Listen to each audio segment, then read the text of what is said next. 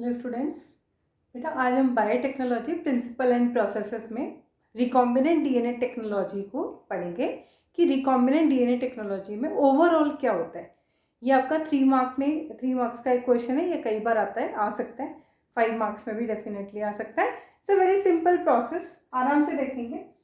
Foreign DNA, जो DNA हमें recombination के लिए चाहिए, यानी कि जो डीएनए हमें जिसके प्रोडक्ट्स बनाने हैं, जिससे वो प्रोडक्ट बन सकते हैं जो कि ह्यूमन वेलफेयर के लिए बहुत ज़रूरी है, तो वो वाला डीएनए हम सेलेक्ट कर लेंगे और उसे एक्सट्रैक्ट कर लेंगे, जो भी उसका सोर्स है, प्लांट है, एनिमल है, या जहाँ से भी आप उसे ले रहे हो। Second, vector DNA. प्लाज्मिड या बैक्टीरियोफेज जो है वो वेक्टर डीएनए की तरह काम करते हैं और हमारे डिजायरेबल फॉरेन डीएनए को अपने साथ जोड़ के उसे होस्ट ऑर्गेनिज्म तक लेके जाने का काम करते हैं। ये दोनों डीएनए हमने सेलेक्ट कर लिए और एक्सट्रैक्ट कर लिए। अब लेबोरेटरी में हम क्या कर रहे हैं, with the help of specific restriction endonuclease enzyme दोनों डीएनए को कट किया जाएगा। ध्यान रखिएगा बेटा, इस समय जब आप आरडीएनए टेक्नोलॉजी कर रहे हो तो आपको दोनों डीएनए के लिए सेम रेस्ट्रिक्शन एंडोन्यूक्लियस एंजाइम की जरूरत पड़ेगी, क्योंकि वो स्पेसिफिक साइट को यहाँ पे कट करेगा और स्पेसिफिक साइट को वहाँ पे कट करेगा, और ताकि ये वाली जो चीज़ है वहाँ पे अच्छे से फिट हो जाए, ये फॉरेन डीएनए वेक्टर डीएनए के साथ अच्छे से कॉम्बिनेशन में आ जाए, इसीलिए स्पेसिफिक रेस्ट्रिक्शन एंजाइम की जरूरत होती है। ओके, ये एंजाइम जब कट करेगा तो आप देखिए यहाँ पे हमारा फॉरेन डीएनए जो इसके पीसेस हो गए, कट हो गया। ये सेम टाइम पे हमारा जो वेक्टर डीएनए उसमें भी यहाँ पे एक कट लग गया।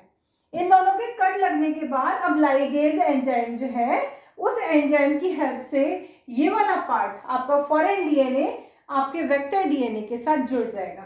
आप देखिए लाइगेजेस क्या कर रहा है, यहाँ पे इसको जोड़ने का काम कर रहा है।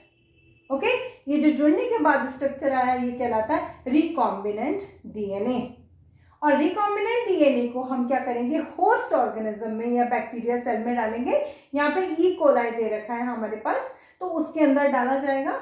अगर ये ई कोलाई के अंदर जाता है और सक्सेसफुली उसे ट्रांसफॉर्मेशन उसमें कर पाता है, तो आप देखेंगे जब ये ई कोलाई डिवाइड करेगा और अपनी मल्टीपल कॉपीज बनाएगा, तो ये जो सेगमेंट, ये जो डीएनए आपने डाला है ना, प्लाज्मिड डीएनए, और जिसमें आपका फॉरेन डीएनए भी था जो कि एक तरह से आपका रिकॉम्बिनेंट डीएनए, जब ये बैक्टीरिया के अंदर जाएगा तो बैक्टीरिया जब मल्टीप्लाई करेगा तो ये डीएनए भी मल्टीप्लाई करेगा और साथ में क्या करेगा, वो प्रोडक्ट्स बनाएगा जो हमारे लिए ज़रूरी है। इस तरह के बैक्टीरिया जिनमें ट्रांसफॉर्मेशन हो जाता है, उन्हें लेबोरेटरी में और उसके बाद उन्हें बायोरिएक्टर्स में बहुत लार्ज स्केल पे ग्रो किया जाता है और डिजायरेबल प्रोडक्ट्स को निकाला जाता है।